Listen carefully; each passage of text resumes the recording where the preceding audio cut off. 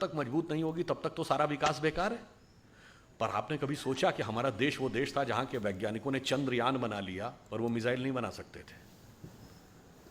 ये बताइए, हम फाइटर प्लेन नहीं बना सकते थे, इंटरकॉन्टिनेंटल बैलिस्टिक मिसाइल तक बनाने की हमारी सामर्थ्य आ गई थी, मगर हम एसॉल्ट राइफल नहीं बना सकते थे। ये बात तर्कसंगत लगती है।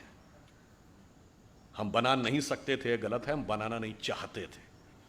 पूर्ववर्ती सरकारों ने कभी इसमें आत्मनिर्भर नहीं होने दिया, क्योंकि शायद ये रहा होगा कि बहुत सारे आर्म्स एंड एमुनिशन की खरीद चलती रहेगी और उसके साथ जो कुछ चलता है वो भी चलता रहेगा। तो पहली बार हमने अब आत्मनिर्भर डिफेंस प्रोडक्शन में शुरू किया, और जो भी 1 लाख करोड़ की इंडस्ट्री है, अभी वर्तमान परिस्थिति में माना जाता है कि अगले 20 वर्षों में 5 लाख करोड़ की डिफेंस एंड एरोस्पेस इंडस्ट्री होगी। आज भारत में स्थिति यह है कि एसॉल्ट राइफल्स भारत में बनने लगी हैं, प्राइवेट सेक्टर में भी, और शायद आप में से कुछ लोगों को तो पता ही होगा कि एसॉल्ट राइफल का प्राइवेट सेक्टर का सबसे बड़ा कारखाना ग्वालियर में है, आप ही के राज्य में। और अब ब्रह्मोस मिसाइल हम बना रहे हैं, पहली बार भारत एक्सपोर्ट करने की स्थिति में आया है। फिलीपींस पहला देश बना है जिसने intermediate range ballistic missile BrahMos को भारत से एक्सपोर्ट करने के लिए ऑर्डर दिया है। ये हमारे लिए कितने गर्व की बात है कि अब हम उसको एक्सपोर्ट करने की स्थिति में आ गए। और डिफेंस कॉरिडोर 2 राज्यों में बना है, तमिलनाडु और उत्तर प्रदेश। अब ये समझिए कि इस ब्रह्मोस मिसाइल के हिस्से इन दोनों जगहों पे बनेंगे। और मुझे तो कभी कभी लगता है, हम तो यूपी के रहने वाले हैं, एक दौर था यूपी में कट्टे बना करते थे, अब ब्रह्मोस मिसाइल बन के एक्सपोर्ट होगी। उसके बाद भी किसी को नज़र आए कि वक्त और हालात बदले नहीं हैं, तो मेरे विचार से नज़ारे का नहीं, नज़र का दोष है। अब आप देखिए, इसके बाद आप याद करिए 2019 के लोकसभा चुनाव के दौरान एक बार फिर मैसेज आया था कि प्रधानमंत्री जी राष्ट्र के नाम संदेश देने वाले हैं। लोग सोच रहे थे पता नहीं अब कौन सा।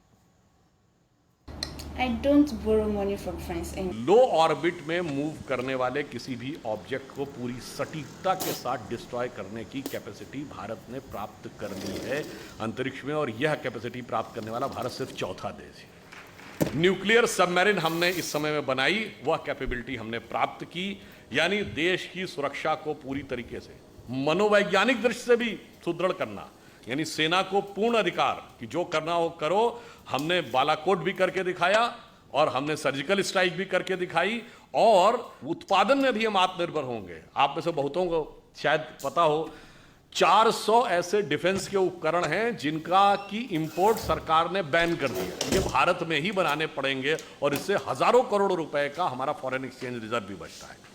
तो इसलिए आप ये समझिए कि एक गरीब को शक्तिशाली बनाने से लेकर राष्ट्र को शक्तिशाली बनाने तक की एक पूरी प्रक्रिया है। ये ऐसे ही नहीं है। जब हम ये कह रहे हैं कि 25 वर्ष पूरे होंगे तो हम कहाँ पे पहुँचे होंगे। एक OECD कंट्रीज़ का आप में से नाम सुना हो, organisation of economic cooperation and development. इसमें शायद अब पहले 40 थे, अब 50 के आसपास कंट्री हैं। इसकी रिपोर्ट ये कहती है कि 2048 तक परचेज पावर कैपेसिटी, जो पेइंग पावर कैपेसिटी होती अपने डोमेस्टिक मार्केट में, उसके हिसाब से भारत अमेरिका से बड़ी अर्थव्यवस्था हो जाएगा। पेइंग पावर के पैरिटी ये होती है कि जैसे अब ये बोतल है, ये आपको 10 रुपए की मिलती है, अब वो डॉलर के हिसाब से तो कितने की हुई, 12 सेंट की हुई ना। अमेरिका में 12 सेंट की नहीं मिलती है, वहाँ $1 की मिलती है।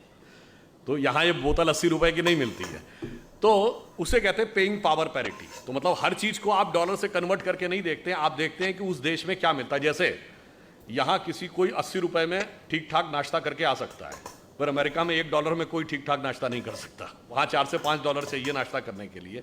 तो पेइंग पावर पैरिटी में तो हम आगे हो जाएंगे। अरे ये तो OECD का अनुमान है, आप चिंता मत करिए। अगर इसी दिशा में हम सही रूप में चलते रहे और देश की जनता इसी प्रकार से साथ में रही, तो समझिए कि हम सोने की चिड़िया भी बनेंगे और जगत गुरु भी बनेंगे। मगर उसके लिए किस चीज की आवश्यकता होगी? लक्ष्मी जी और सरस्वती जी दोनों की कृपा। लक्ष्मी जी भी कमल पे विराजती हैं और सरस्वती जी भी कमल पे विराजती हैं।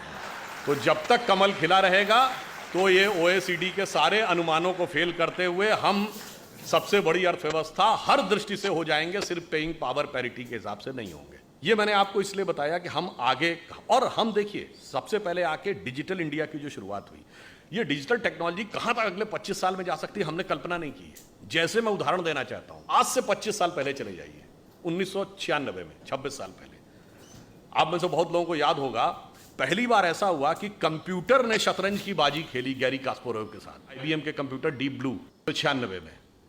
वो एक शुरुआत थी डिजिटल एरा की, कि मतलब एक आर्टिफिशियल इंटेलिजेंस की एक फर्स्ट इनिशियल स्टेज थी। तब किसी ने नहीं कल्पना की होगी कि 26 साल के अंदर ऐसी ऐसी स्थिति आ जाएगी कि हम सबके हाथ में मोबाइल होंगे। मुझे याद है मैं पहली बार अमेरिका गया सन 2000 में, तब हमारी उम्र बहुत कम थी। तो उस समय ये जो नेविगेशन सिस्टम है ना, जो अब गूगल मैप हर फोन पे है, नेविगेशन सिस्टम जिन गाड़ियों में लगा होता, पता उसकी कॉस्ट क्या थी? $4,500, और डॉलर 50-55 रुपए का था, यानी 2.5 लाख रुपए का वो नेविगेशन सिस्टम होता था। और जिन गाड़ियों में लगा होता था बहुत बड़े बड़े लोग ही लगवा पाते थे। तब हम लोग बड़ा आश्चर्य लगता था, तो बताता हुआ चलता है, लेफ्ट जाइए, बाएं जाइए, दाएं जाइए।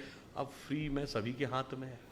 इसलिए मैं कह रहा हूं कितनी दूर तक अगले 25 साल में जा सकता है पूरा, इसलिए मैं कह रहा हूं कितनी दूर तक अगले 25 साल में जा सकता है, पूरा एक विजन होना चाहिए। इसलिए डिजिटल इंडिया हो, या इंटरनेट के कनेक्शंस में बढ़ोतरी हो, या ब्रॉडबैंड के कनेक्शन जो 6 करोड़ थे अब 80 करोड़ हो गए, ये सब इसलिए जरूरी था। या डिजिटल पेमेंट में हम सबसे आगे आते जा रहे हैं, कि अगले 25 साल में हम टेक्नोलॉजी में कहां तक पहुंचेंगे, इस बारे में हमें समझने की जरूरत है। जैसा कि अभी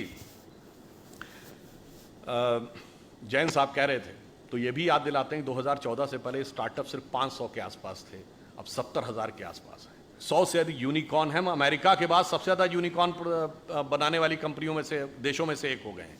यानी इतनी फास्ट गति से हमारी ग्रोथ हो रही है।